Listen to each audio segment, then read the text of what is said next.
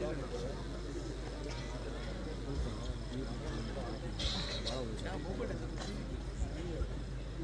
By ನಾನು ಅಲ್ಲೂ ಕೊಡ್ಬೇಕು ಇಲ್ಲೂ ಕೊಡ್ಬೇಕು ಬರ್ರಿ ಯಾರು ನಿಮ್ಮ ರೋದ್ನೆ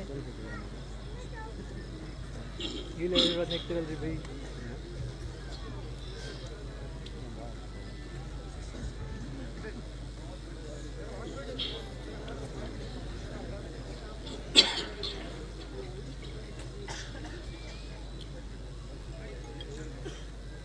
السلام علیکم ورحمۃ اللہ وبرکاتہ. بندے الحمد للہ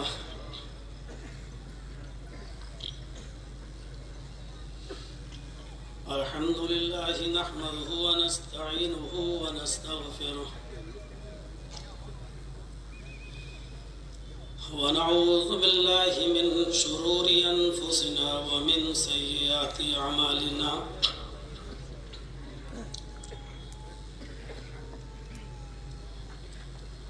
من يهده الله فلا مضل له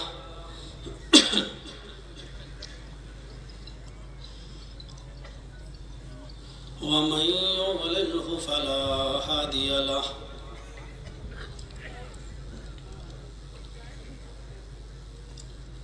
وأشهد أن لا إله إلا الله وحده لا شريك له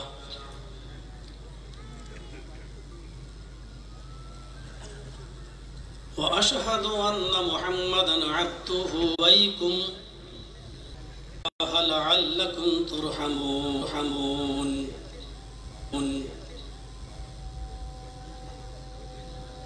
عقدة من لساني يفقهوا قولي. ضلع جمعیت اہل حدیث کے امیر محترم فضیلت الشیخ مولانا عبد الرحمن نالبند حفظہ اللہ،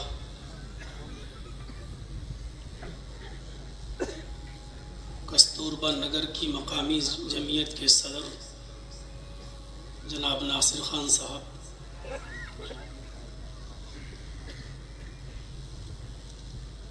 اور اسٹیج پر بیٹھے ہوئے معقر علماء کرام، سرسی اور اس کے اطراف و اکناف سے تشریف لائے ہوئے محترم و معزز سامعین حضرات، پردہ نشین اسلامی خواتین، ماں اور بہنوں، قوم و ملت کے لائق ور نوجوانوں، مستقبل کے ہونہار عزیز بچوں، سرسی کرناٹک کے اندر یہ میری پہلی آمد ہو رہی ہے. اس سے پہلے میں نے نام تو بہت سنا تھا، جمعیت اور جماعت کی کارکردگی کے حوالے سے بھی بہت کچھ سنا تھا، یہاں کے نوجوانوں کی ایکٹیویٹی بھی میں نے بہت سنی تھی. تقریباً 4-5 سال پہلے مجھے یہاں یا آپ کے اطراف میں کہیں دعوت بھی دی گئی تھی، مجھ سے کانٹیکٹ بھی ہوا تھا، میں نے منظوری بھی دی تھی، اور پھر اس کے بعد کچھ سمجھ میں نہیں آیا. کچھ لوگ بلا رہے تھے، کچھ لوگ منع کر رہے تھے. جو بلا رہے تھے وہ کہہ رہے تھے آؤ، اور ان سے بڑے عہدوں پر جو فائز تھے وہ کہہ رہے تھے کہ کس ذمہ دار نے بلایا، کون بلا رہا ہے، کون ذمہ داری لے رہا ہے، آپ کے پروگرام میں بھیڑ سنبھالی نہیں جائے گی. اور معاملہ جب دہلی تک پہنچا اور ہمارے پاس پھر دہلی سے فون آنا شروع ہو گئے کہ نہیں، جب تک کوئی حتمی طور پر ذمہ داری نہیں لے تب تک آپ نہیں جائیں.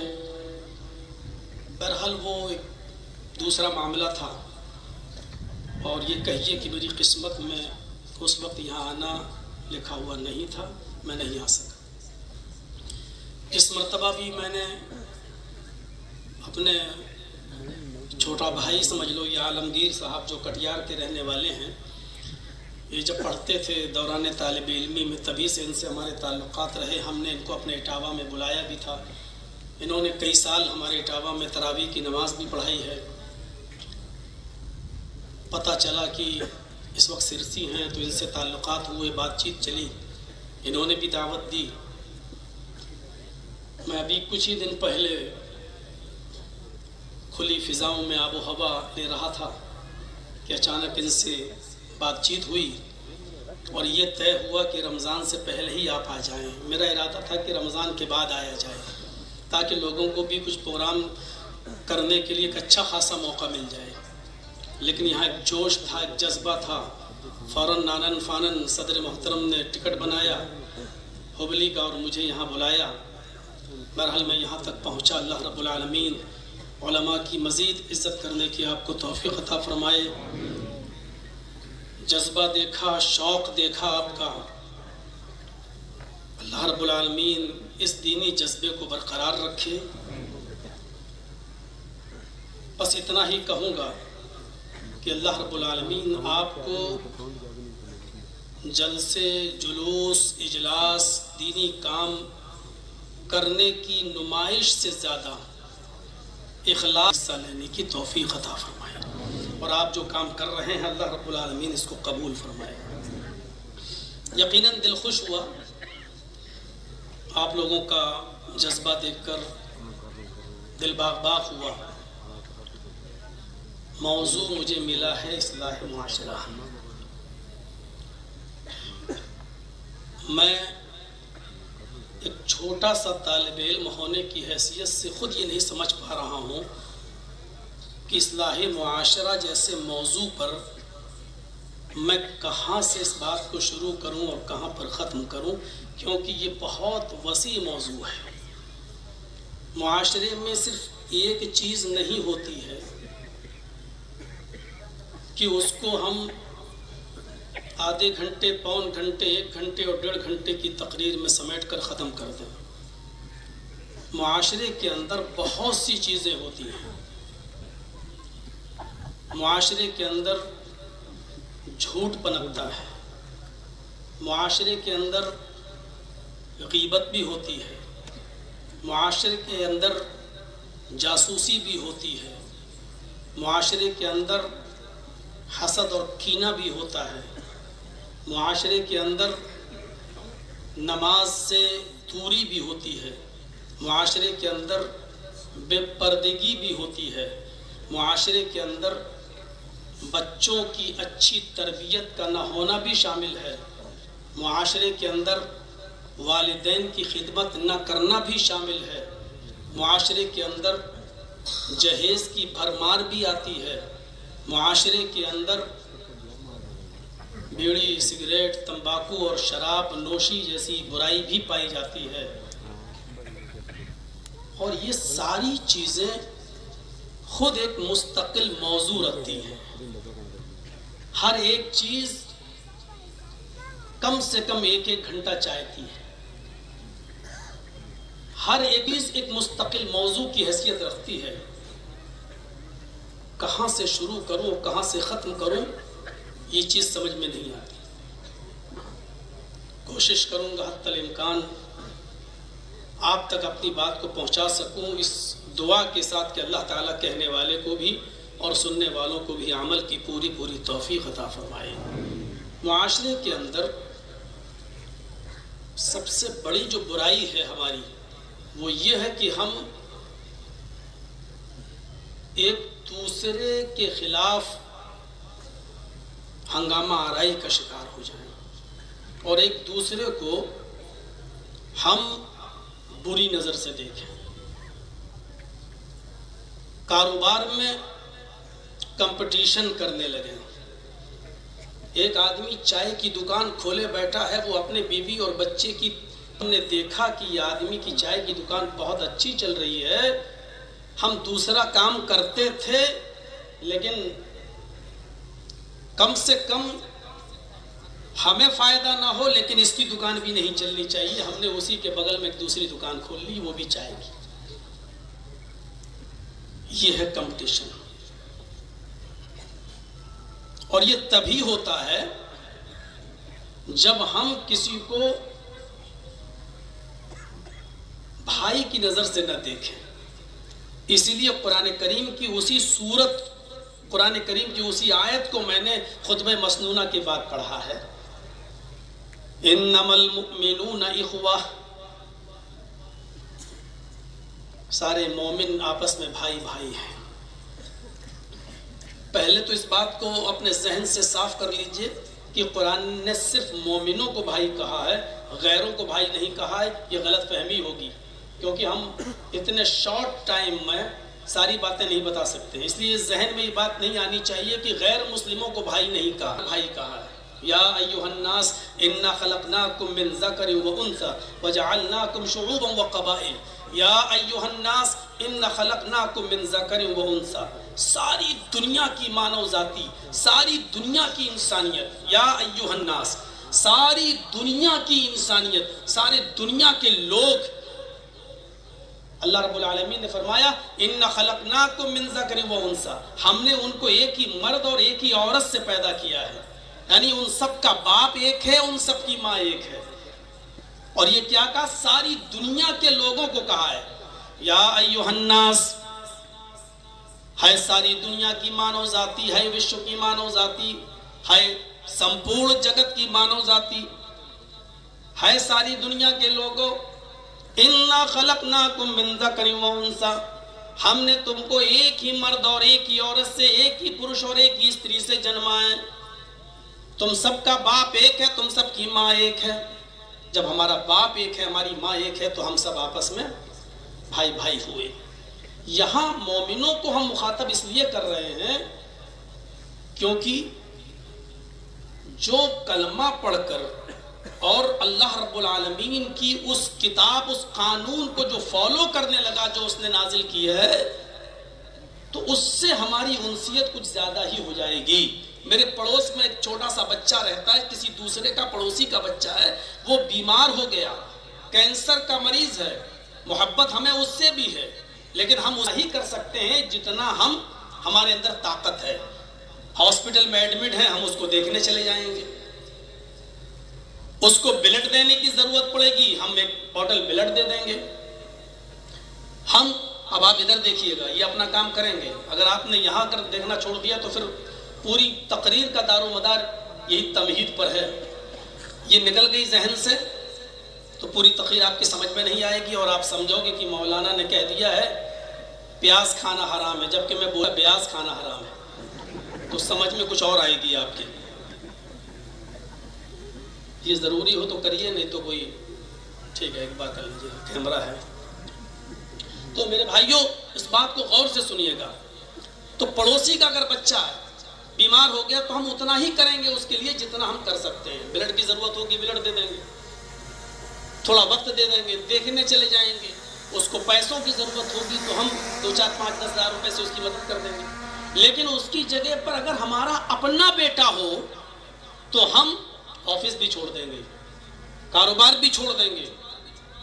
یہاں تک کہ ہمارے بیٹے کے آپریشن کے لیے اگر پیسہ نہیں اور بیوی کے زیور ہیں تو ہم سونے اور چاندی کے بیوی کے زیور تک بھی بیچ ڈالیں گے. لیکن میں اپنے بیٹے کو وقت بھی دوں گا، ٹائم بھی دوں گا، ہاسپٹل میں رہوں گا بھی، زمین و جائیداد بیچ کر بھی اس کا علاج کراؤں گا، کیونکہ وہ ہمارا اپنا خون ہے. تو اسلام نے غیروں کو بھی اپنا بھائی کہا ہے، لیکن یہاں مومنوں کو کہا انما المؤمنون اخوہ. ساری دنیا کے مومن آپس میں ایک دوسرے کے بھائی ہیں.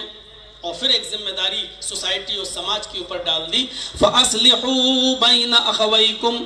جب ان بھائی کے درمیان، 2 بھائیوں کے درمیان تضاد ہو جائے، جھگڑا ہو جائے، کسی بھی بات کو لے کر آپس میں تنازع پیدا ہو جائے، ایک دوسرے سے بات چیت کرنا چھوڑ دے، ایک دوسرے کی شادی بیاہ میں جانا چھوڑ دے، ایک دوسرے کی شکل دیکھنا چھوڑ دے، تو یہ پھر پوری سوسائٹی کی اور پوری قوم کی اور پورے محلے کی ذمہ داری بن جاتی ہے، پورے سماج کی ذمہ داری بن جاتی ہے. اسی کو قرآن کہہ رہا فَأَصْلِحُوا بَيْنَ أَخَوَيْكُمْ کہ جب تم دیکھو تمہارے 2 بھائیوں میں آپس میں تنازع اختلاف ہے، تو قوم کے لوگوں کو چاہیے، سماج کے سربردہ لوگوں کو چاہیے کہ ان دونوں کے درمیان صلح کرا دیں، ان دونوں کے درمیان آپس میں میل ملاپ کرا دیں، ان دونوں کو زیادہ دن تک ایک دوسرے سے دور نہ رکھیں۔ اور اس کے بعد فرمایا واتقوا اللہ، ہر حال میں اللہ سے ڈرتے رہنا۔ جب تم ان دونوں کو آپس میں ایک کرو تو ظلم نہیں ہونا چاہیے، ایک کو بہت زیادہ دبا دو اور ایک کو بہت زیادہ شرمندہ کر دو اور ایک کو بہت زیادہ عزت دے دو۔ سمجھوتا، کمپرومائز اس طریقے سے نہیں ہونا چاہیے۔ ایک کو اپنی رشتہ داری کی وجہ سے آپ اس کا زیادہ فیور کر دیں اور دوسرے کو اس لیے کہ وہ غریب آپ اس کا زیادہ فیور نہ کر پائیں حالانکہ وہی حق پر ہے، تو ایسا نہیں ہونا چاہیے۔ ہر حال میں اللہ سے ڈرنا۔ واتقوا اللہ، جب ان دونوں کو آپس میں ایک کرو، ان دونوں کو ملاؤ تو ملاتے وقت بھی اللہ سے ڈرتے رہنا۔ تمہیں ایک دن اپنے رب کے سامنے جواب دینا ہوگا، اپنے رب کے سامنے تمہیں حاضر ہونا ہوگا۔ واتقوا اللہ لعلکم ترحمون، ہر حال میں اللہ سے ڈرتے رہنا تاکہ تمہارے اوپر رحم کیا جائے۔ تم یہاں رحم کرو گے تو تمہارے اوپر بھی رحم کیا جائے گا۔ فاصلحوا بین اخویکم، تھوڑی سی دیر میں اور تھوڑے سے سفر میں دیکھیے کیسی محبت ہو جاتی ہے لوگوں سے۔ خود ہمارے ساتھ بھی ایسا معاملہ ہوا۔ کبھی دلی ایک صاحب داڑھی والے دکھ گئے، السلام علیکم، وعلیکم السلام، بیٹھے۔ گاڑی تھوڑی علی گڑھ سے آگے بڑھی، صاحب آپ کا نام یہ، آپ کا نام یہ۔ تھوڑی دیر کے بعد اچھا کہاں جا رہے ہیں؟ کلکتہ جا رہے ہیں۔ صاحب آپ کہاں؟ میں بھی کلکتہ جا رہا ہوں۔ ماشاءاللہ ماشاءاللہ۔ تھوڑی اور ٹرین آگے بڑھی، اچھا کلکتہ میں کہاں جا رہے ہیں؟ صاحب مٹیا برج جا رہے ہیں۔ ارے میں بھی وہیں کا رہنے والا ہوں، میں بھی وہیں جا رہا ہوں۔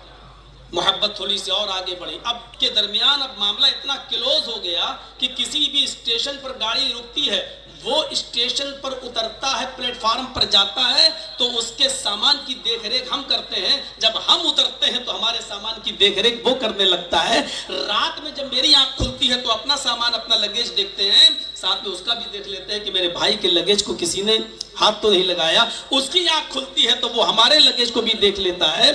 تھوڑے سے سفر میں 24 گھنٹے کے اتنی محبت، اتنی انسیت ہو جاتی ہے۔ ہم معاشرے میں جس سماج اور سوسائٹی میں رہ رہے ہیں، زندگی کے سفر میں ہماری اور آپ کی محبت ایک دوسرے کے ساتھ کتنی زیادہ ہونی چاہیے۔ ہمارا اٹھنا بیٹھنا، لیٹنا سونا جاگنا، کھانا پینا، پھر ہمارے بھائی کے ساتھ کیسا ہونا چاہیے، یہ ہر انسان کو اس پر غور کرنا چاہیے کہ 24 گھنٹے کے سفر میں ہم اس کے سامان کی حفاظت کرنے والے بن جاتے ہیں، وہ ہمارے سامان کی حفاظت کرنے والا بن جاتا ہے۔ اگر اسی ٹرین کی اسی بوگی میں کوئی ہمیں کچھ کہہ دیتا ہے تو وہ میرے حق میں بولنا شروع کر دیتا ہے، اس کو کوئی کچھ، میں اس کے حق میں بولنا شروع کر دیتا ہوں۔ تو زندگی کے اور معاشرے کے، سماج کے اس زندگی میں جب ہم ایک لمبی زندگی رہ رہے ہیں، 70 سال 80 سال، تو ہمارا رہن سہن آپس میں کیسا ہونا چاہیے۔ عدی ابن عمیر یہ کافر تھے، ان کے بھائی یہ مصعب ابن عمیر یہ مسلمان ہیں۔ جنگ بدر ہوئی، عجیب معرکہ تھا۔ باپ اگر نبی کا ساتھ دے رہا ہے تو بیٹا ابو جہل کا ساتھ دے رہا ہے، یہ عجیب جنگ تھی۔ غور کیجئے آپ، ایک بھائی اگر نبی کا ساتھ دے رہا ہے تو دوسرا بھائی ابو جہل کا، اور یہی ہوا۔ عمیر کے 2 بیٹے، ایک کا نام مصعب اور ایک کا نام عمیر، عدی، ایک کا نام عدی، ایک کا نام، عمیر کے 2 بیٹے، ایک کا نام مصعب اور دوسرے کا عدی۔ مصعب محمد رسول اللہ کے ساتھ اور عدی ابو جہل کے ساتھ۔ جنگ ختم ہوتی ہے، جو کافر قید کیے گئے ان 70 کافروں میں عدی ابن عمیر کو بھی قید کر کے لایا گیا۔ عدی ابن عمیر کو جب لایا گیا تو کہا، جیلیں تو ایسی ہوتی نہیں تھی جس طریقے سے آج کی جیلیں ہیں۔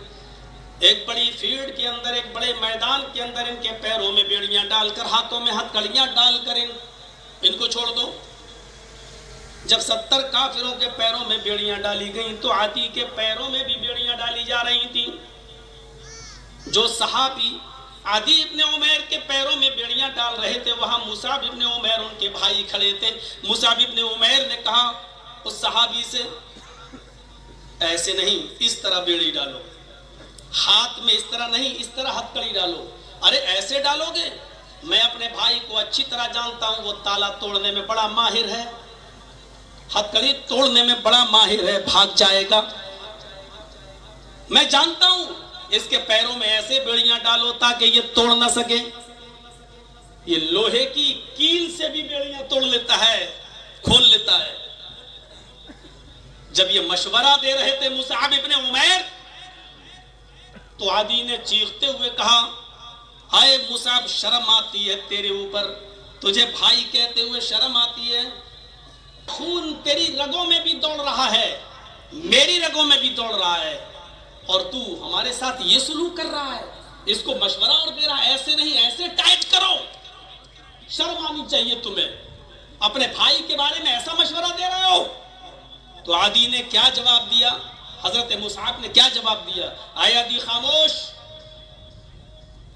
ये सच है कि तेरी रगों में उमैर का खून है, ये भी सच है कि मेरी रगों में भी उमैर का खून है, ये सच है कि तेरी माँ भी वही, मेरी माँ भी वही, तेरा बाप भी वही, मेरा बाप भी वही। सच नहीं है कि तू मेरा भाई।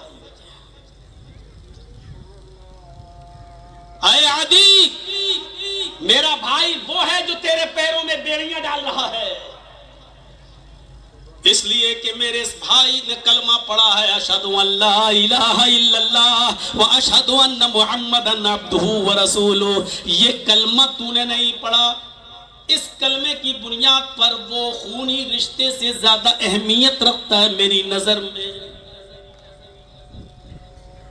अपने सगे भाई को ये जवाब हम तलाश करें अपनी सोसाइटी में और अपने समाज में। हम अपने कलमा को भाइयों के साथ किस तरीके से रह रहे हैं? अल बिदाया व नहाया पढ़िए हाफिज इब्ने कसीर की। दो सहाबी की दुकानें आपस पास पास करीब करीब, एक दुकान ये, एक दुकान ये, दोनों कपड़ों की। एक कस्टमर आता है और एक सहाबी की दुकान पर जाकर कपड़ा खरीदता, ले गया। थोड़ी देर के बाद दूसरा कस्टमर आता है, अभी जो कपड़ा ले गया है वही कपड़ा मुझे दिखाओ। उस सहाबी ने दूसरा कपड़ा इसको दिखाया, ये भी ले गया। तीसरा कस्टमर आया, वो भी उसी दुकान पर आता है और वो भी उस कपड़े को दिखाता है और वो भी कपड़ा खरीद कर चला जाता है। चौथा कस्टमर उसी दुकान पर आता है, लेकिन ये दुकानदार अब उसको कपड़ा नहीं दिखाता है। ज़ोहर की नमाज पढ़ने के बाद ये सहाबी जब अपनी दुकान पर आते हैं तो सोचते लगते हैं, अल्लाह मेरे तो 3 कस्टमर कपड़ा खरीद कर ले जा चुके हैं, मेरे भाई की जो मेरे पड़ोस में दुकान है उसका एक भी कपड़ा नहीं बिका है, वो भी कसीरुल लयाल है, वो भी बीवी बच्चों वाला है, उसके घर में भी चूल्हा चलना चाहिए, लिहाजा मैं कपड़ा नहीं बेचूंगा। चौथा कस्टमर आता है और कहता है कि साहब को कपड़ा दिखाओ। ये सहाबी कहते हैं, साहब अब वो कपड़ा खत्म हो गया है, अब मेरे पास नहीं है। हाँ, अगर उससे भी अच्छा कपड़ा देखना है तो मेरे फला भाई जो मेरे पड़ोस में है उसकी दुकान पर चले जाओ, वो भी अच्छा कपड़ा रखता है और उसके पास भी अच्छा तुम्हें मिलेगा। इस शख्स ने अपने पास आने वाले कस्टमर को उसकी दुकान पर भेज दिया, 2-3 कस्टमर उसकी दुकान पर भी भेज दिए हैं। ये जज्बा था भाई भाई के दरमियान, ये जज्बा सिखा कर गए थे जनाब मोहम्मद रसूलुल्लाह सल्लल्लाहु अलैहि वसल्लम। इन्नमल मुमिनूना इख्वा का तकाज़ा ये कहता है कि हम आपस में कंपटीशन न करें। यहाँ तो ये सूरत हाल है कि हमने दुकान खोली तो हमने दूसरे के बगल में आपने भी दुकान खोल ली। अब हमारी चाय की दुकान पर 10 चाय बिक चुकी है, लेकिन फिर भी उस गरीब की चाय पर अगर एक आदमी भी आना चाहता है तो हम उसको आवाज देकर अपनी तरफ बुला लेते हैं कि आओ आओ जरा मेरी तरफ आ जाओ। यही हाल रिक्शे का है, यही हाल ऑटो का है, यही हाल टैक्सियों का है कि हम चीख चीख कर अपनी तरफ आने वाले या दूसरी तरफ जब कोई जाता तो हम उसको भी आवाज देकर अपनी तरफ बुला लेते हैं। मेरे भाइयों, ये मुआशरे के अंदर सबसे बड़ी बुराई पाई जाती है। हमारे मुआशरे में, समाज के अंदर, हमारे इस्लाम ने, कुरान ने, जनाबी मोहम्मद रसूलुल्लाह ने हमें सबक ये सिखाया है, जो अपने लिए पसंद करो वही चीज अपने भाई के लिए भी पसंद करो। जो तुम अपने लिए पसंद करते हो अपने भाई के लिए भी पसंद करनी चाहिए। अगर तुम्हें ये पसंद है कि हमारे बीवी और बच्चे भूखे ना मरे, तो तुम्हें चाहिए कि दूसरे के भी बीवी बच्चे हैं उनके घर में भी चूल्हा اللہ جلہ چاہیے. میرے بھائیوں یہ جذبہ ہمارے سماج اور سوسائٹی کے اندر نہیں آ رہا ہے.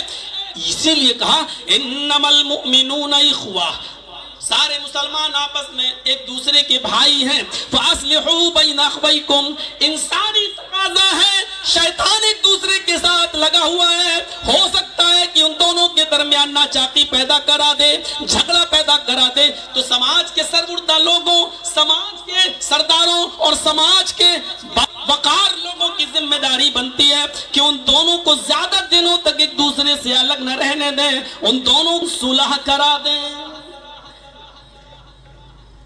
یہ چیز ہمارے اور آپ کے اندر ہونی چاہیے. حضرت سعید ابن جبیر ایک بہت بڑے تابعی گزرے ہیں. میرے بھائیوں تصور کیجئے حجاج ابن یوسف ثقفی کے عتاب کا شکار ہو گئے. وہ حجاج جو بڑا ظالم بادشاہ گزرا ہے، اس نے اعلان کر دیا کہ سعید ابن جبیر کو پکڑو اور جہاں ملے ان کو زندہ پکڑ کر میرے سامنے لایا جائے، کیونکہ میں ان کو اپنی آنکھوں کے سامنے قتل کرانا چاہتا ہوں. سعید ابن جبیر جتنا دن غائب رہ سکتے تھے رہے، بھاگتے رہے رات کا موقع اٹھا کر، لیکن حجاج ابن یوسف کی سرحد جہاں تک تھی اس کو پار نہیں کر پائے. ایک دن کسی کے گھر میں رات میں ٹھہرے ہوئے تھے، اور اس کام میں اپنے لوگ زیادہ ماہر ہیں. دوسرے جاسوسی نہیں کرتے ہیں، اپنوں کے لیے اپنے جاسوسی کرتے ہیں. اب یہ پتہ چل جائے کہ اتنے روپے کا انعام، اتنے لاکھ کا انعام، ہم ہی لوگوں میں سے جاسوس پیدا ہو جائیں گے. سعید ابن جبیر کی جاسوسی کر دی گئی اور حجاج ابن یوسف کے 2 سپاہیوں نے ان کو پکڑ لیا. اس گھر میں چھاپا مار کر سعید ابن جبیر کو لایا جا رہا ہے. تقریباً 1 ہفتے کا سفر ہے، یعنی گھوڑے پر یا اونٹ پر لایا جائے تو حجاج ابن یوسف کے پاس پہنچنے میں 1 ہفتہ لگے گا. ان دونوں سپاہیوں نے سعید ابن جبیر کی عبادت دیکھی، ان کا تقوی دیکھا، پرہیزگاری دیکھی کہ جہاں نماز کا وقت ہوا فوراً انہوں نے 2 رکعت نماز پڑھی، پھر چل دیے. پھر نماز کا وقت ہوا، نماز پڑھی، پھر چل دیے. وہ جانتے تھے کہ ہمارا انجام کیا ہوگا، وہ جانتے تھے کہ ہم حجاج کے سامنے پیش ہوں گے اور ہمیں مار دیا جائے گا. ان دونوں سپاہیوں نے بھی دیکھا یہ بیچارے رات میں نماز پڑھتے ہیں اور دن میں روزہ رکھتے ہیں، بڑا نیک انسان ہے، ہم اگر اس کو حجاج کے سامنے پیش کر دیے تو حجاج اس کو قتل کر دے گا. ان دونوں سپاہیوں نے آپس میں سوچا کہ اس کے خون کا الزام میرے اوپر کیوں آئے، بیچارہ دیندار ہے، متقی ہے، تہجد گزار ہے، روزدار ہے، نیک ہے، کیوں نہ چپکے سے ہم اس کو واپس کر دیں اور چھوڑ دیں اور حجاج سے جا کر کہہ دیں گے کہ ہمیں سعید ابن جبیر ملے ہی نہیں، ہم نے بہت ڈھونڈا، اس بیچارے کا خون کیوں ہو، بیوی بچوں والا آدمی ہے، کم سے کم رات کی تاریکی کا فائدہ اٹھا کر ملک کی سرحد کو چھوڑ کر کسی ملک میں چلا جائے. ان دونوں سپاہیوں نے رات کی تاریکی میں سعید ابن جبیر سے کہا، اے سعید ہمارا مشورہ ہے کہ تم یہاں سے چلے جاؤ، ہم حجاج ابن یوسف سے کہہ دیں گے کہ سعید ہمیں ملے ہی نہیں، تمہاری نمازوں نے، تمہاری عبادت نے، تمہاری دینداری نے ہمارے دل کو موہ لیا ہے، میں نہیں چاہتا کہ تمہارا قتل کیا جائے. سعید ابن جبیر نے کہا میں بھاگ کر نہیں جاؤں گا، اگر تم مجھے چھوڑ رہے ہو یہ سوچ کر کہ واقعی میں بے قصور ہوں تو تمہارا احسان ہوگا میرے اوپر، میں کثیر العیال ہوں، میرے بچے زیادہ ہیں، ان کی پرورش کی ذمہ داری میرے اوپر ہے، آپ کا احسان ہوگا میرے اوپر. ان لوگوں نے کہا جاؤ میں نے تمہیں چھوڑ دیا ہے. سعید ابن جبیر تو 3 میل دور جاتے ہیں اور پتہ نہیں 2-3 میل دور جانے کے بعد کیا سوچتے ہیں کہ پھر واپس آتے ہیں اور ان دونوں سپاہیوں کے پاس آ کر کہتے ہیں، آئے سپاہیوں، آئے حجاج کے سپاہیوں، مجھے حجاج کے پاس لے چلو. ارے میں نے تو تمہیں چھوڑ دیا، پھر تم یہاں کیوں آئے ہو؟ کہا نہیں، تم مجھے اسی کے پاس لے چلو، وہ میرے ساتھ جو کرنا چاہے کرے. آئے سعید تم نہیں جانتے کہ حجاج کتنا ظالم ہے، تمہیں قتل کر دے گا. فرمایا کہ قتل ہو جانا گوارا ہے لیکن اب میں واپس نہیں جاؤں گا. ان سپاہیوں نے کہا ریزن کیا ہے, وجہ کیا ہے؟ تو سعید ابن جبیر نے جو ریزن بتایا, آئے سرسی کرناٹک والوں غور سے سنو, اصلاح معاشرے کا یہ ایک اہم عنصر ہے جو میں آپ کے سامنے پیش کر رہا ہوں. یہ چیز آپ اپنے اندر پیدا کر لیجئے, سمجھ لیجئے جلسہ کامیاب, آپ اپنے بہت بڑے مقصد میں کامیاب ہو گئے. حضرت سعید جواب دیتے ہیں, آئے سپاہیوں, کوئی جاسوس ہے جو میری جاسوسی کر رہا ہے, جس کے گھر میں میں چھپا تھا اس نے جب تمہیں جاسوسی کر دی اور تم نے مجھے اس گھر سے پکڑ لیا, اس جاسوس کو یہ بھی معلوم ہوگا کہ تم مجھے حجاج کے پاس لے کر جا رہے ہو اور تم دونوں نے مجھے گرفتار بھی کیا ہے. اب تم حجاج سے جا کر یہ کہو گے کہ مجھے سعید ملے ہی نہیں, وہ جاسوس حجاج کو بتا دے گا کہ ان دونوں سپاہیوں نے اس کو پکڑا تھا, سعید کو لے کر چلے بھی تھے, 1-2 دن کا سفر بھی کیا تھا, اور جب حجاج کو یہ پتہ چلے گا کہ تم دونوں نے مجھے چھوڑ دیا ہے تو میری جان تو بچ جائے گی, لیکن میری جگہ پر تم دونوں کو قتل کر دیا جائے گا. حجاج میرا انتقام تم دونوں سے لے گا اور تم دونوں کی گردنیں تن سے جدا ہو جائیں گی. ہمارے نبی جناب محمد رسول اللہ نے فرمایا, جو اپنے لیے پسند کرو وہی اپنے بھائی کے لیے پسند کرو. جب میں اپنے لیے یہ پسند نہیں کرتا کہ میری گردن کٹے دوسرا بچے, تو تمہارے لیے میں یہ کیسے برداشت کر سکتا ہوں, کیسے یہ میں سہ سکتا ہوں کہ میری وجہ سے تمہاری جان چلی جائے اور میں بچ جاؤں؟ نہیں, ایسا ہرگز نہیں ہوگا کہ میں اپنی جان بچانے کے لیے تم دونوں کی زندگی کو خطرے میں ڈال دوں. پولیس والوں کی, سپاہیوں کی ضد نہیں, تم جاؤ. سعید کی ضد نہیں, اب میں حجاج ہی کے پاس جاؤں گا. مجبور ہو کر وہ دونوں سپاہی اس کو حجاج کے پاس لائے. حجاج نے کھانا کھلایا, مہمان نوازی کی, آخری تمنا پوچھی. اللہ والوں کی آخری تمنا 2 رکعت نفل نماز رہی ہے. انہوں نے بھی 2 رکعت نفل نماز پڑھی اور اس کے بعد پیچھے سے ہاتھ باندھ دیے گئے اور حضرت سعید ابن جبیر کو کی گردن پر جلاد نے تلوار ماری اور حجاج ابن یوسف نے اپنی آنکھوں کے سامنے سعید ابن جبیر کو قتل کروا دیا. اس پورے واقعے کو بتانے کا صرف مقصد یہ ہے, انہوں نے اپنی جان دے دی لیکن اپنی جان کو بچانے کے لیے دوسروں کی جان کو خطرے میں نہیں ڈالا. سچا مسلمان وہی ہوتا ہے کہ اپنی وجہ سے وہ دوسروں کو خطرے میں نہیں ڈالتا ہے. یہ معاشرے کے, سماج کی اصلاح کا سب سے بڑا عنصر ہے. ہمیں غور کرنا چاہیے اس بات پر. ہم اپنی سوسائٹی پر غور کریں. کیا جو چیز ہم اپنے لیے پسند کرتے ہیں, کیا وہ اپنے بھائی کے لیے ہم پسند کر رہے ہیں؟ سیکھیے حضرت مصعب ابن عمیر کے جواب سے. کیا جواب دیا؟ نہیں, تو میرا بھائی نہیں ہے, میرا بھائی وہ ہے جو تیرے پیروں میں بیڑیاں ڈال رہا ہے. ایمانی رشتہ خونی رشتے سے زیادہ بڑا ہوتا ہے. انما المؤمنون اخوہ فاصلحوا بین اخویکم واتقوا اللہ لعلکم ترحمون. اس رشتے میں دراڑیں کہاں سے آتی ہیں, اس رشتے میں ناچاکیاں کہاں سے آتی ہیں, اس سلسلے میں دوریاں کہاں سے پیدا ہوتی ہیں, اس سلسلے میں ایک دو واقعات کی طرف آنا چاہتا ہوں. قرآن نے وہ چیز بیان کی ہے کہ اس رشتے میں دراڑیں کہاں سے آتی ہیں. یا ایھا الذین آمنوا اجتنبوا کثیرا من الظن ان بعض الظن ولا تجسسوا ولا یغتب بعضکم بعضا. اے ایمان والو, آپس میں تم ایک دوسرے کے لیے بدگمانیاں مت کرو, زیادہ بدگمانیوں سے بچو.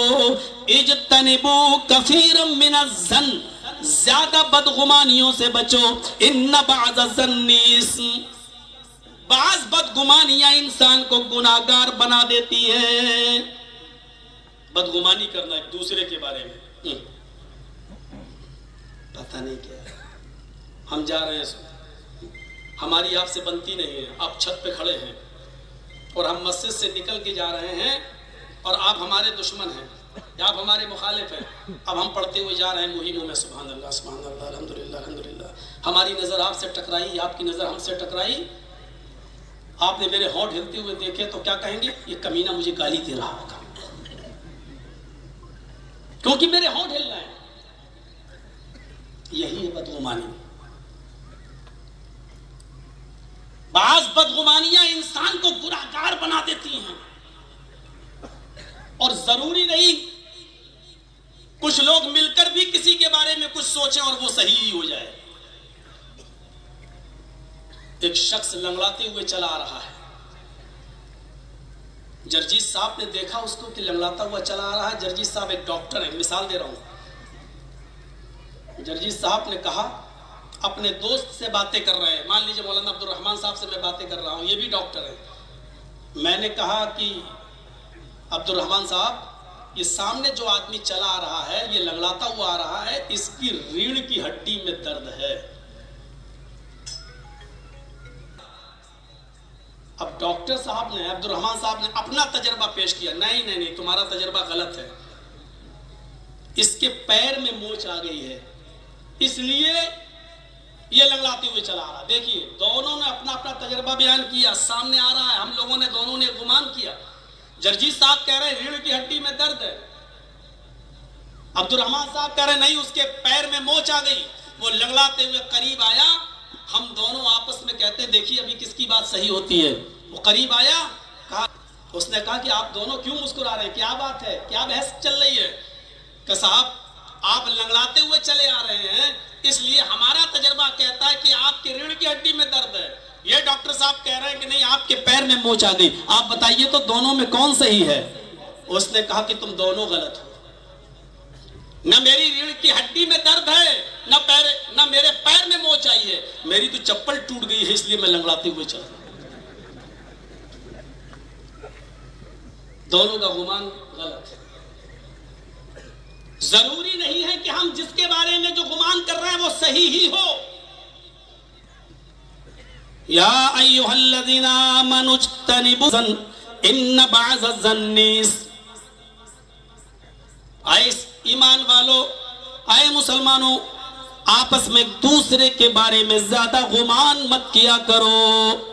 ان بعض الظن, اس بعض بدگمانیاں انسان کو گناہگار بنا دیتی ہیں. کوئی لڑکی بیچاری فون پہ بات کرتے ہوئے چلی جا رہی ہے, ضرور اپنے بوائے فرینڈ سے بات کر رہی ہوگی. یہ ہمارے ذہن میں سب سے پہلا خیال آتا ہے.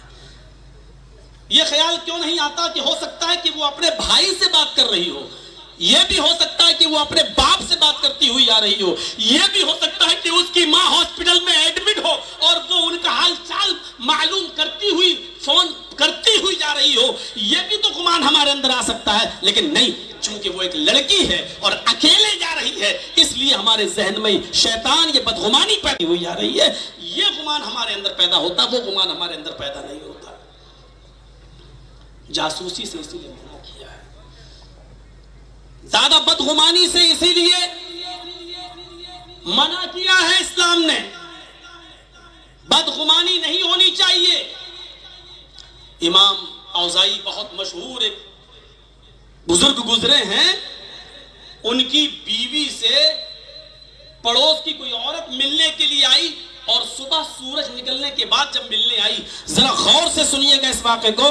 امام اوزائی کی بیوی سے پڑوس پر رہنے والی ایک عورت جب ملنے آئی, اس نے دروازے کو دستک دی. امام اوزائی نے دروازہ کھولا, دیکھا کہ ہمارے گاؤں کی محلے کی ایک عورت ہے. اندر چلے گئے اور اپنی بیوی سے کہا کہ کوئی لیڈی ہے, کوئی خاتون ہے, تم ان سے بات کرو, میں کیا بات کروں. چلے گئے وہ اپنے روم میں. ان کی بیوی نے ان کو بلایا اور امام اوزائی جہاں چٹائی پر بیٹھے تھے اسی چٹائی پر ان کو بٹھا دیا اپنے پڑوس کی عورت کو. اتفاق سے اس چٹائی پر پانی پڑا ہوا تھا, بھیگی ہوئی تھی, تو جیسے ہی وہ خاتون, وہ لیڈی, وہ پڑوسن اس چٹائی پر بیٹھی تو پیچھے سے اس کی شلوار بھیگ گئی. اس نے ایسے چھٹکتے ہوئے کہا کہ یہ تم نے بتائیے تمہارا بچہ بھی یہ کھیل رہا ہے اور بچے کے جسم پر کپڑا بھی نہیں ہے، اس بچے نے اس چٹائی پر پیشاب کر دیا ہے اور تم نے مجھے اس چٹائی پر بٹھا دیا اور اس کا پیشاب میرے کپڑوں کو ناپاک کر دیا۔ امام اوزاعی رحمہ اللہ کی بیوی کہتی ہے میری بہن تم بالکل بے فکر رہو، جس کو تم پیشاب سمجھ رہی ہو یہ پیشاب نہیں ہے، میں نے تمہیں کوئی غلط جگہ پر نہیں بٹھایا ہے، تم اسی جگہ پر بیٹھی ہو، بیٹھی رہو۔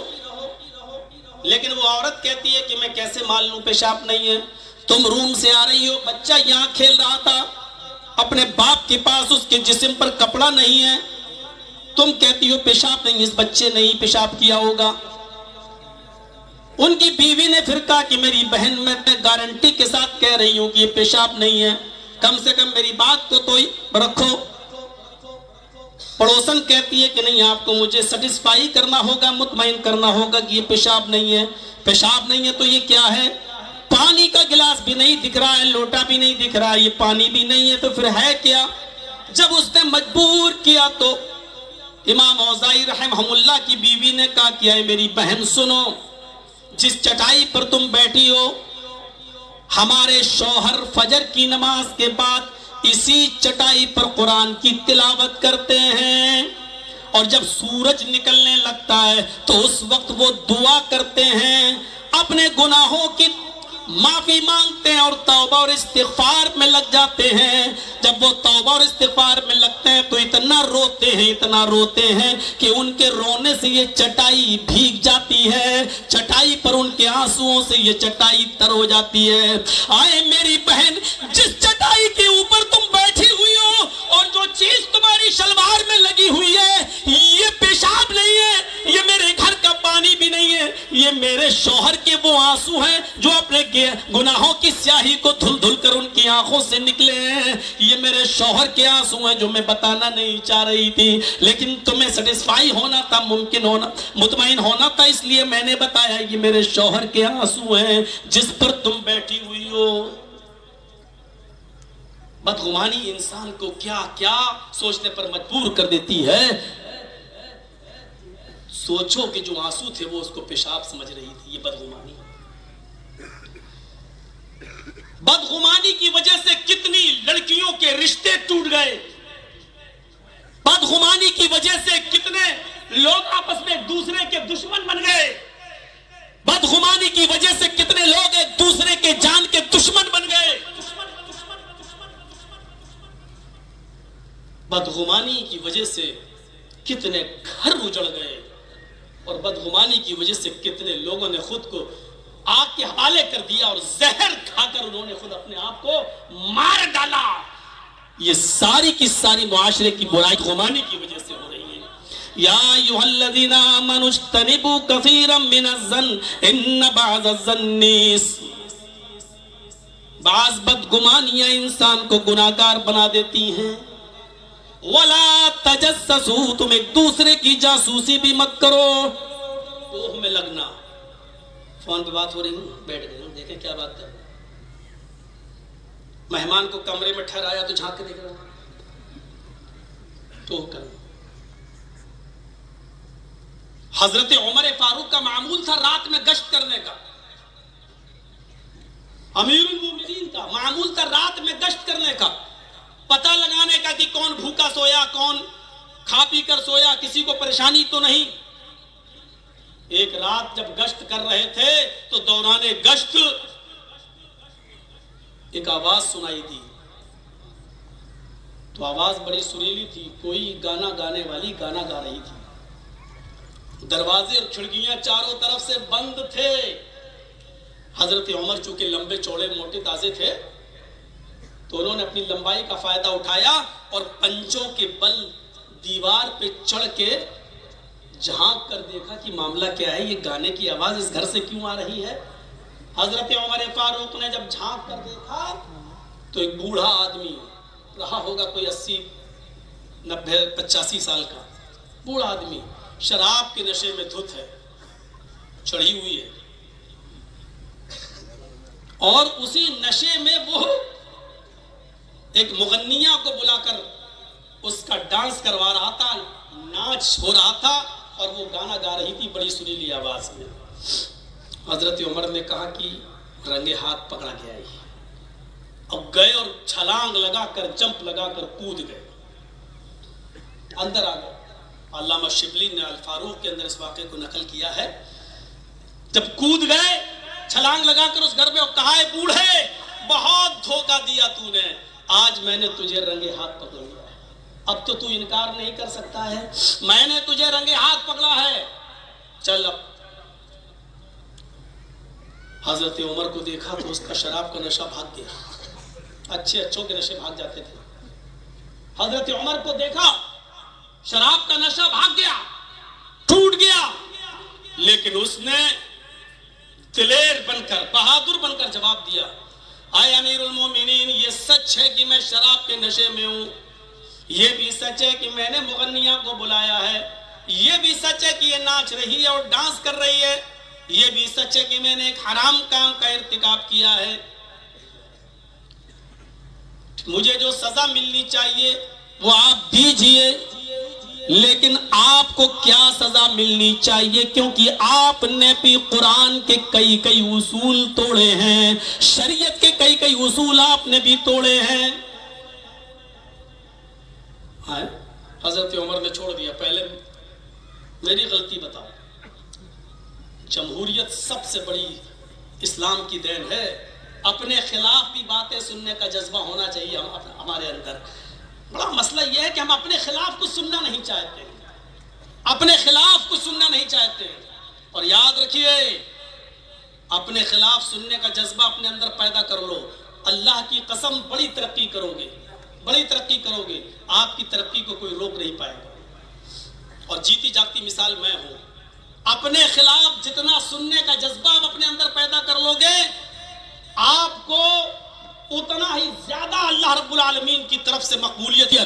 شرط یہ ہے کہ اپنے اندر سنجیدگی کے ساتھ آپ اپنے خلاف بھی سننے کا جذبہ پیدا کر لو، کوئی جواب نہیں۔ اگر آپ کے خلاف بات کہی جا رہی ہے تو اس کی اصلاح کرنے کی کوشش کرو، اور اگر آپ کے خلاف بات جو کہی جا رہی ہے وہ آپ کے اندر نہیں پائی جاتی ہے۔ رسول اللہ صلی اللہ علیہ وسلم جب کوہ صفا پر چڑھے اور جب کہا کہ بتاؤ میں تم سب کو اللہ سے ڈرانے کے لیے آیا ہوں، اور میں تمہیں ایک لشکر سے ڈرانے والا ہوں جو بہت جلدی تم پر حملہ کرنے والا ہے، اگر میں تم سے یہ کہوں تو کیا تم میری بات کو مانو گے؟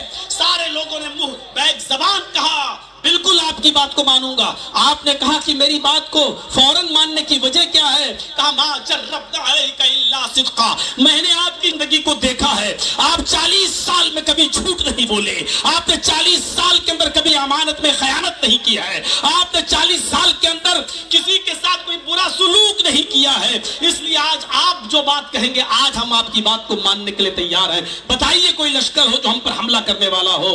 آپ نے کہا نہیں، میں نے تو ایسے ہی کہا یہ جاننے کے لیے کہ تم مجھے اتنا ایماندار اتنا سچا مانتے ہو تو آج بھی مجھے سچا مان لو، میں اللہ کا نبی ہوں، اللہ کا پیغمبر ہوں، تم کو جہنم کے عذاب سے ڈرانے آیا ہوں، اللہ نے مجھے آخری رسول بنا کر بھیجا۔ جیسے یہ کہا سب خاموش، اب جھوٹا کیسے کہہ دے، ابھی تو سب سے سچا کہا ہے، ابھی تو 40 سالہ زندگی کا اعتراف کیا ہے، ابھی تو ایکسپٹ کیا ہے، اب جھوٹا کیسے کہہ دے؟ کوئی نہیں بولا۔ کون بولا؟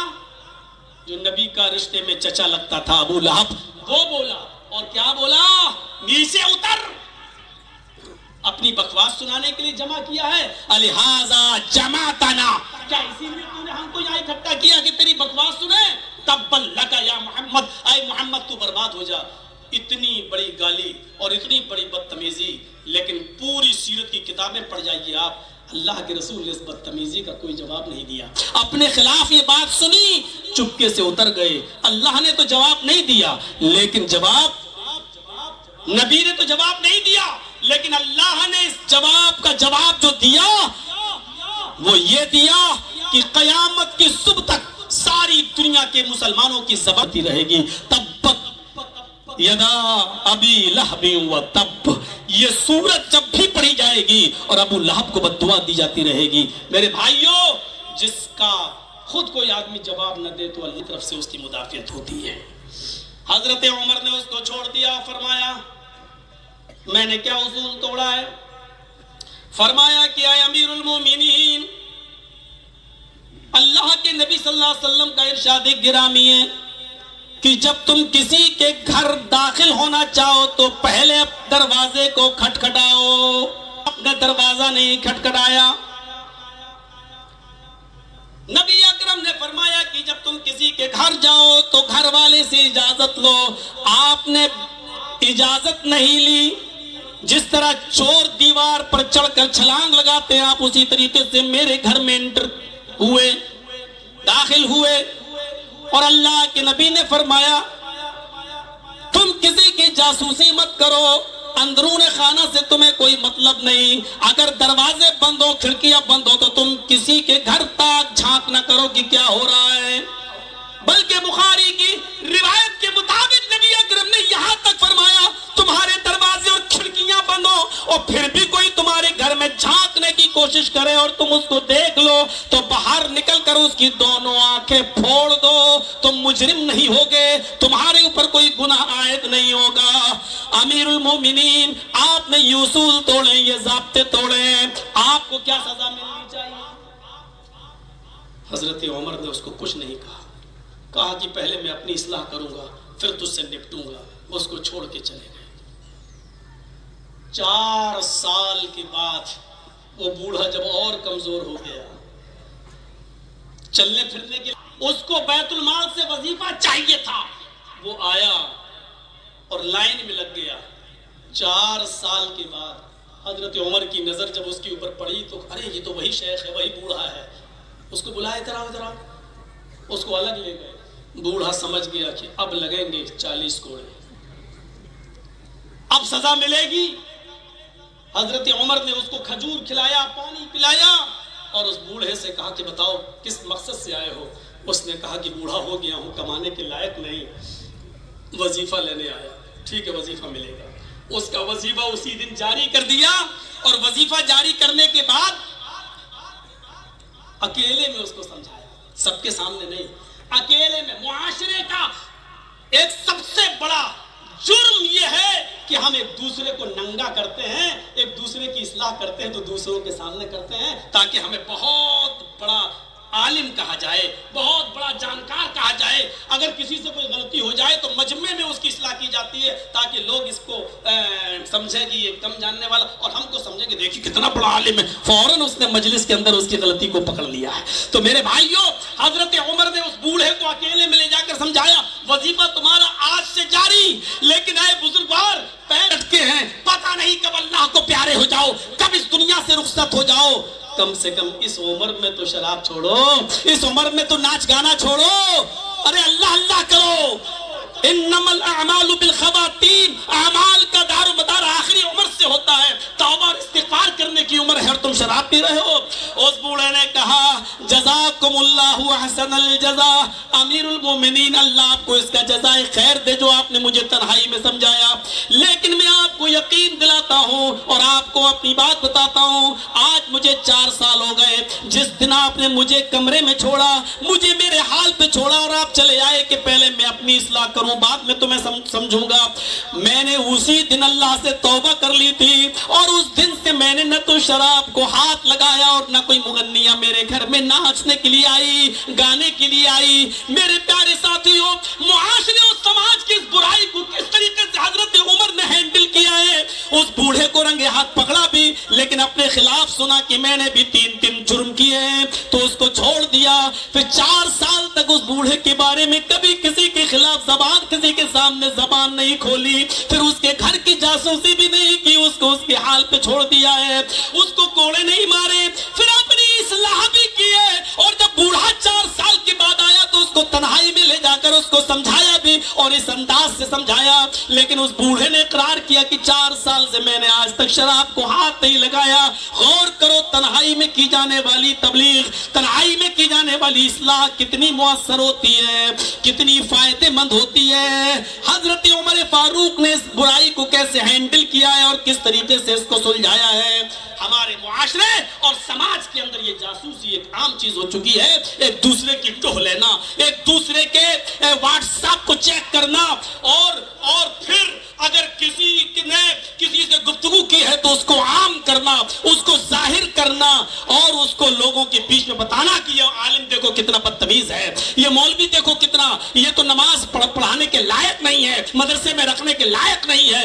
آج اس برائی نے جنم لے لیا ہے. یہ معاشرے کے اندر ایک گمبھیر سمسیا بنی ہوئی ہے, اس کو روکنا چاہیے. حضرت امیر معاویہ مشہور صحابی, ان کی بیوی مہمان نوازی کو پسند نہیں کرتی تھی. ان کی بیوی مہمان نوازی پسند نہیں کرتی تھی. جب مہمان آ جائیں وہ دیکھو آگے 4 آگے 6 ہوتا ہے, فطری چیز ہے. بہت سی عورتیں بیچاری 20 آ جائیں 30 آ جائیں فخر کرتی ہے کہ اپنی قسمت کا کھا رہے ہیں.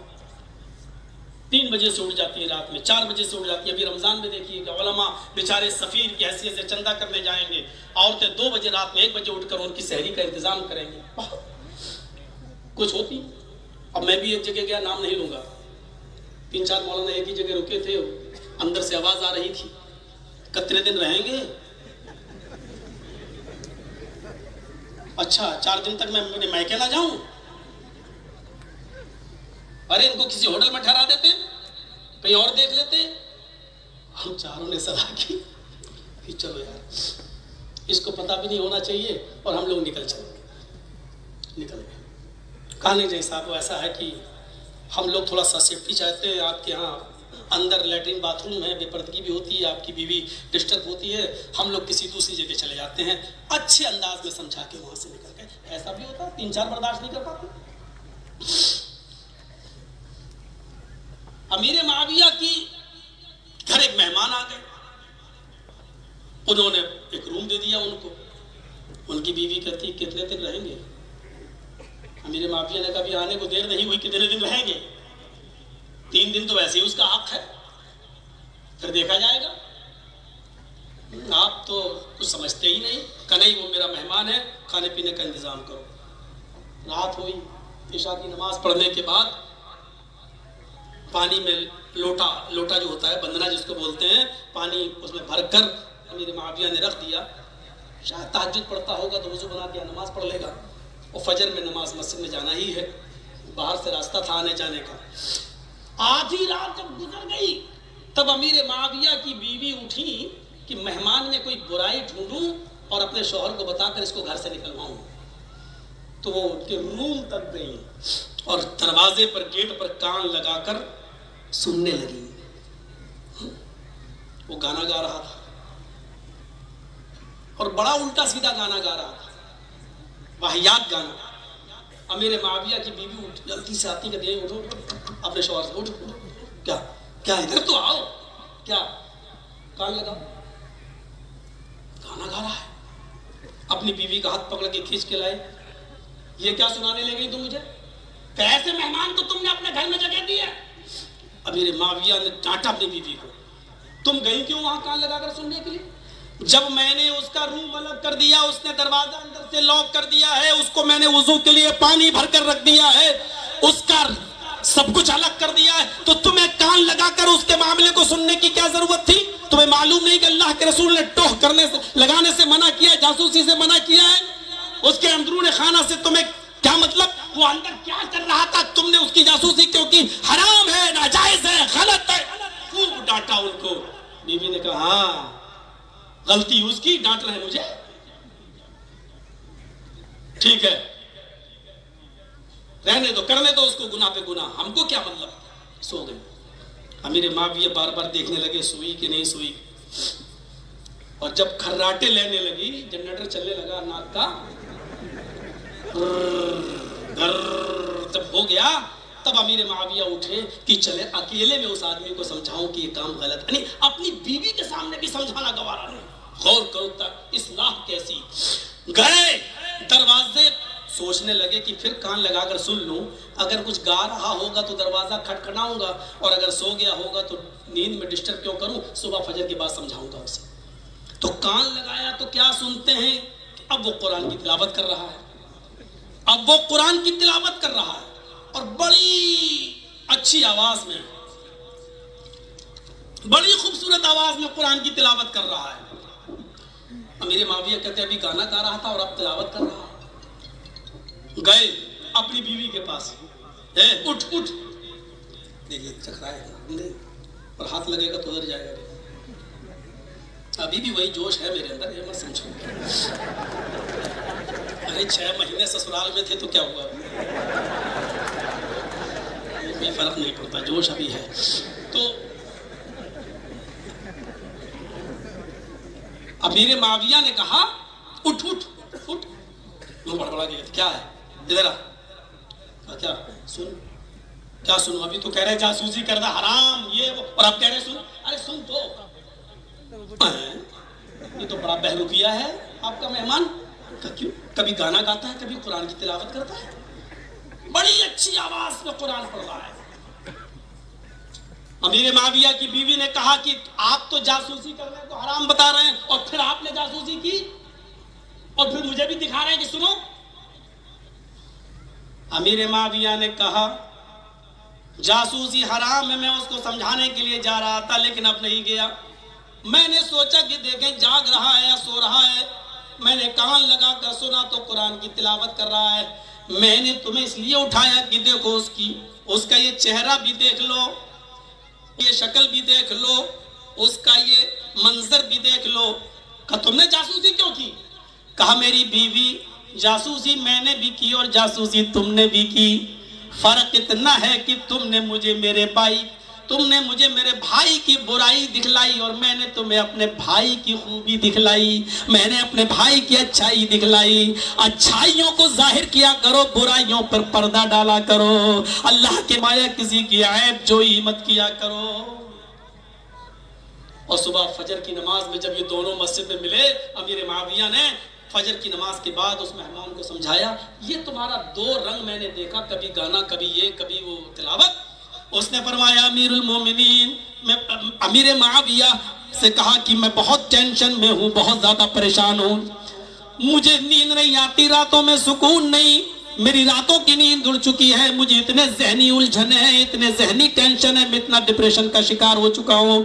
جب میں کو ادھر ادھر لے جاتا ہوں لیکن مجھے سکون ادھر سے بھی نہیں ملتا ہے. پھر میں قرآن کی تلاوت کرنے بیٹھ جاتا ہوں، جب قرآن پڑھنے لگتا ہوں تو مجھے سکون مل جاتا ہے.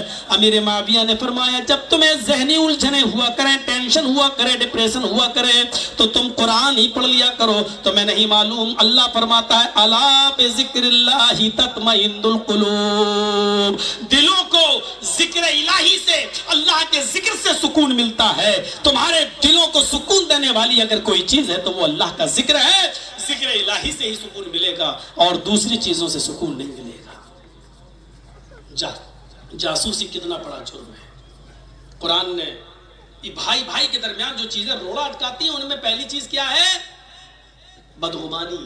دوسری چیز کیا ہے؟ جاسوسی. اور تیسری چیز وَلَا يَغْتَبْ بَعْضُكُمْ بَعْضًا أَيُحِبُّ أَحَدُكُمْ أَن يَأْكُلَ لَحْمَ أَخِيهِ مَيْتًا فَكَرِهْتُمُوهُ. اور تم میں سے بعض کی غیبت نہ کرے، پیٹھ کے پیچھے اس کی برائی نہ کرے.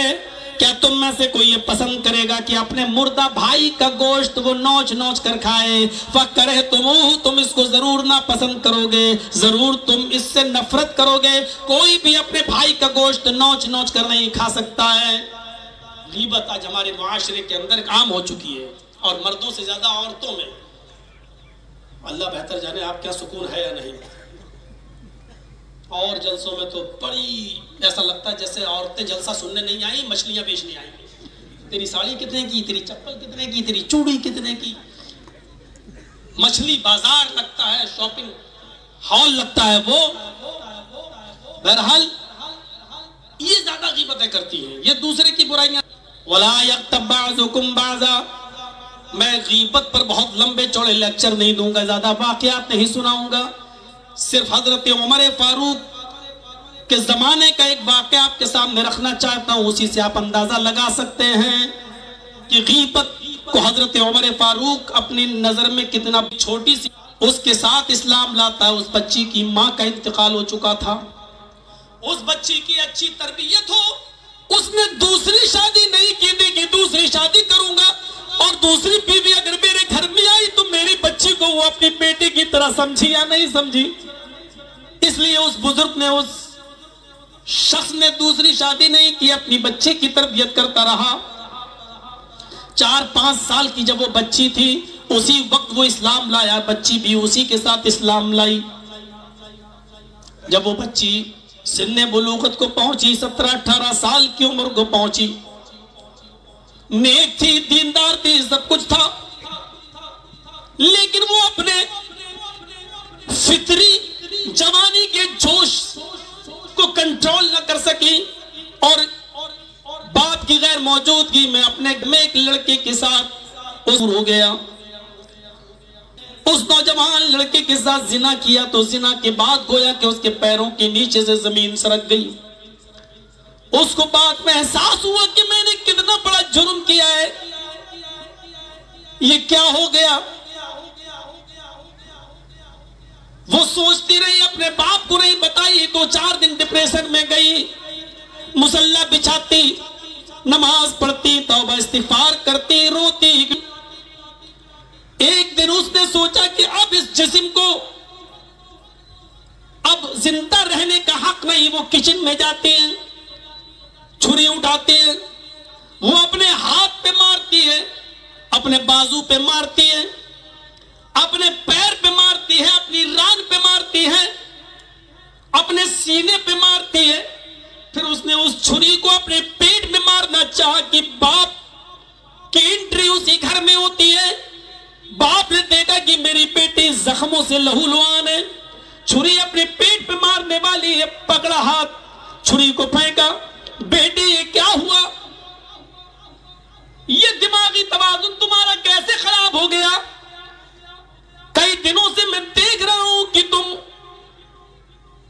तुम्हारा रहन सहन बदल गया, तुम तन्हाई पसंद हो गई हो। आज छुरी भी उठा ली, कहा अब्बू मुझे छोड़ दीजिए, मुझे जिंदा रहने का हक नहीं है। कहा बेटी मुझे बताओ तो सही, हर चीज का हल है। कुरान करीम में जिंदगी गुजारने के उसूल बताए गए हैं, कोई गुनाह हुआ तो बताओ। बेटी ने अपने बाप से कुछ नहीं छिपाया, कहा आए मेरे अब्बू, आज ऐसा मुझसे 4-5 दिन पहले, 1 हफ्ता पहले ऐसा जुर्म हो गया, मैं जिना कर बैठी।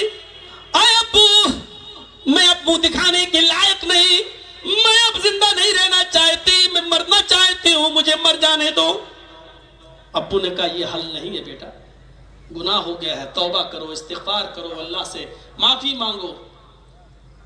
2 साल गुजर गए, 3 साल गुजर गए, 4 साल गुजर गए। वो तौबा करती रही, इस्तिगफार करती रही, माफी मांगती रही। मुसल्ला और तौबा, मुसल्ला और दुआ, नमाज और दुआ, चटाई तक आंसुओं से तर होने लगी। लड़की धीरे धीरे और जवान होती गई, उसके रिश्ते आने लगे, निकाह का पैगाम आने लगा,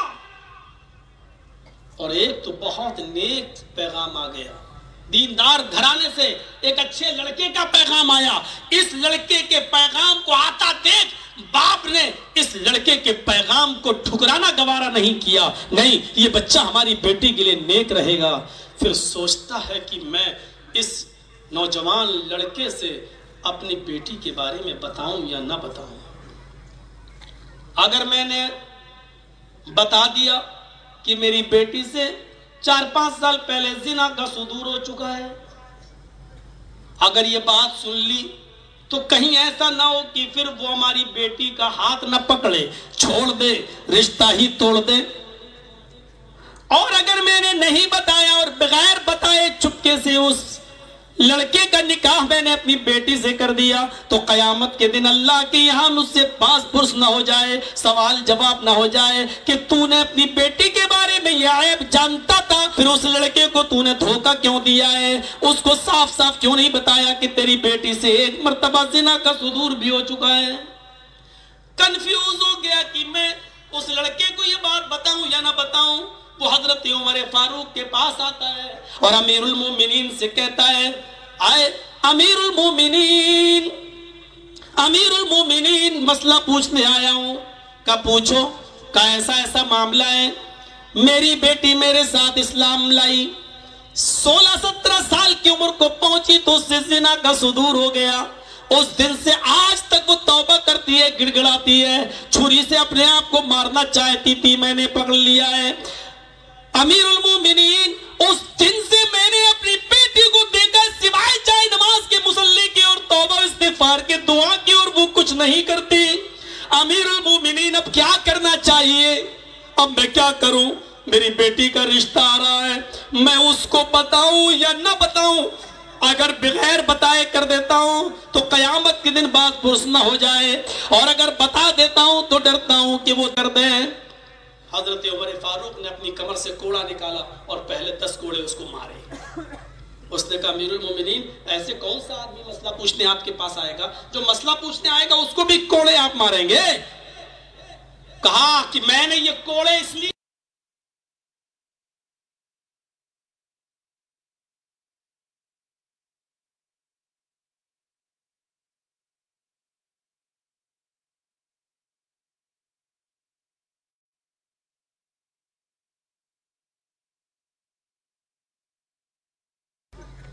معاشرے پر, اور یہ ساری برائیاں ہمارے معاشرے میں پائی جا رہی ہیں, ساری برائی ہمارے معاشرے میں پنپ رہی ہیں. کہا کہ میں نے یہ کوڑے تجھے اس لیے مارے کہ جب تیرا اور تیری بیٹی کے درمیان یہ معاملہ تھا اور تیسرا کوئی ہوا تھا تو XYZ. کبھی آپ نے اپنی بیٹی سے پوچھا کہ رات کے 12 اور 1 بجے تک تم موبائل چلاتی ہو, یہ 12 اور 1 بجے تک موبائل چلانے کا معاملہ کیا ہے؟ نہیں پوچھ سکتے ہو. حضرت مریم جو محراب میں ہیں, ذکر و اذکار میں لگی ہوئی ہیں, اور ان کے پاس بے موسم پھل آ جاتا ہے. حضرت زکریا نے جب مریم کے پاس بے موسم پھل دیکھا تو حضرت مریم سے پوچھنے لگے انا لکی ھذا, آئے مریم سیب کا موسم نہیں ہے, سیب تیرے پاس کہاں سے آیا؟ لیچی کا موسم نہیں ہے, لیچی تیرے پاس کہاں سے آئی؟ اس پھل کا تو موسم ہی نہیں ہے, یہ پھل تیرے پاس کہاں سے آیا؟ حضرت مریم نے جو جواب دیا, قرآن بات کا ڈاکوؤں پر یہ اثر پڑا, کہنے لگے کہ یہ بچہ تو سفر میں اپنی ماں کا اتنا کہنا مانتا ہے, ہم آج تک اپنے رب کی نافرمانی کرتے رہے. وہ سارے کے سارے ڈاکوؤں نے توبہ کیا اور اس بچے کو اپنا پیر و مرشد مان لیا اور اعتراف کیا اور لوٹا ہوا مال سب دیا. ایک طرف مائیں اس طریقے سے تربیت کیا کرتی تھی, ایک صحابیہ ان کے گھر بچہ پیدا ہوتا ہے, موطا امام مالک کی روایت, ان کے گھر بچہ پیدا ہوتا ہے, وہ بچہ جب پیشاب کرتا ہے ماں پانی کا لوٹا لے کر اس بچے کی شرمگاہ پر ڈال دیتی ہے. بچہ جب پیشاب کیا ماں نے پانی کا بدنا لوٹا برتن اس کی شرمگاہ پہ ڈالا. جب بچہ پہلا دن تھا, چلنے کے لائق ہوا, پہلا دن ہے, کھڑا ہوتا ہے, چلتا ہے اپنے پیروں پر, اور اس کو پیشاب لگتا ہے تو بچہ پانی کا برتن لے کر پیشاب کرنے جا رہا ہے, اور جیسے ہی وہ بیٹھ کر پیشاب کرتا ہے اپنے ٹوٹے پھوٹے نازک ہاتھوں سے اپنی شرمگاہ پر وہ پانی ڈال رہا ہے. جو ابھی جانتا نہیں استنجا کیسے کیا جاتا ہے, جو ابھی جانتا نہیں کہ اپنی شرمگاہ کو کس ہاتھ سے پکڑا جائے, کیسے استنجا کیا جائے, جو ابھی اس سے ناشنا نابلد, لیکن وہ اپنی ماں کی تربیت کے مطابق پانی کا برتن اپنی شرمگاہ پہ ڈال رہا ہے, اور ماں ایک دوسری جگہ بیٹھ کر دیکھ رہی ہے کہ میرا بچہ پانی کے برتن کو اپنی شرمگاہ, میں کامیاب ہو گئی, میں اپنے بچے کو جو تربیت دینا چاہتی تھی وہ دے دی, میں اپنے بچے کو جو سکھانا چاہتی تھی وہ سکھا دی, میں اپنے بچے کو جو تعلیم دینا چاہتی تھی وہ دے دی. بڑی بڑی بدقسمت ہے وہ مائیں جن کے بچے پیو آج بھی پینٹ کی چین کھول کر اسٹیشنوں پر اور چوراہوں پر اور بس اسٹینڈ پر کھڑے ہو کر گدھے اور کتوں کی طرح پیشاب کرتے ہوئے نظر آ رہے ہیں. بڑی بدقسمت ہے وہ مائیں.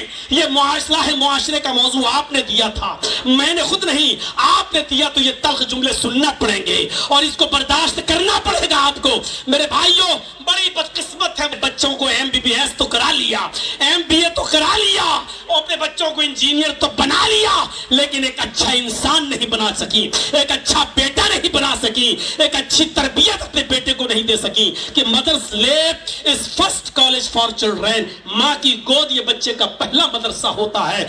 जो बच्चा अपने माँ की गोद से तरबियत हासिल नहीं कर सका, वो बच्चा कहीं भी तरबियत हासिल नहीं कर सके, पर भी कामयाब नहीं हो सकेगा। माँ बच्चे की पहली दरसगाह होती है, पहली दरसगाह। इसके अपोजिट जरा सुल्तान डाकू का नाम तो आपने सुना होगा, हमारे इलाके का था, और चंबल की घाटियों में रहता था, इटावा की सरजमीन पर, जो मध्य प्रदेश और यूपी के बॉर्डर पर, और हमारे घर से सिर्फ 12 किलोमीटर की दूरी पर चंबल घाटी, और उसमें मशहूर सुल्तान डाकू। और जब वो पकड़ा गया और उसको फांसी के फंदे पर लटकाया जाने लगा, तो उससे पूछा गया कि तेरी आखिरी तमन्ना क्या है। उस बच्चे को गलत तो उनके माँ बाप बनाते हैं, अच्छा बनाना, सही बनाना ये वालिदैन का काम है। मेरे भाइयों, अच्छी तरबियत होनी चाहिए औलाद की। अब अपने बच्चों के आज उनकी शरारत और उनकी बदमाशियों पर आंसू क्यों बहा रहे हो? आपने कभी अपने बच्चों की तरबियत की है? इस सहाबिया के वाक़े को मैं कामयाब हो गई, अपने बच्चे को जो तरबियत देना चाहती थी वो तरबियत मैंने अपने बच्चे को दे दी, मैं कामयाब हो गई। है आज हम में ऐसे लोग जो इस तरीके से तरबियत दें। आज भी 4 और 5 साल के बच्चों की पैंट की चैन उनकी माएं खोलकर खड़े होकर पेशाब करवाती हैं। जरा तसव्वुर करो, ये बच्चा आगे चलकर क्या करेगा। मेडिकल साइंस भी कहती है कि खड़े होकर पेशाब करने से मसाने कमजोर हो जाते हैं। मेडिकल साइंस भी कहती है कि क्या क्या बीमारियां पैदा होती हैं। वो अलग बात है कि आप कर सकते हैं कि नहीं कर सकते हैं खड़े होकर पेशाब, वो एक मसला हो जाएगा, और उस मसले की तरफ हम नहीं जाना चाहते।